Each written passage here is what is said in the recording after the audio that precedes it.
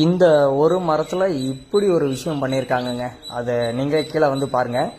மேலே மரத்துலேருந்து கீழே மரத்தோட வேர்கிட்ட வந்து பார்த்தீங்கன்னா 101 விலங்கினம் இருக்கு இல்லையா, ஒரு விலங்கினத்தும் இந்த மரத்தோட வேரோட செட்டப்பில் பண்ணியிருக்காங்க.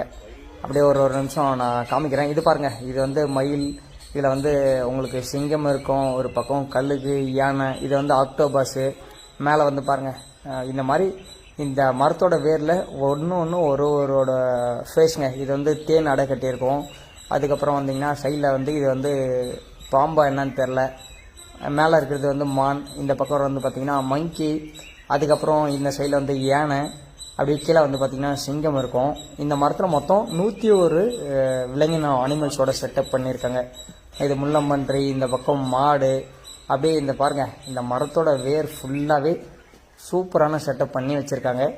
இந்த சைடு வந்து இந்த பக்கம் எருமை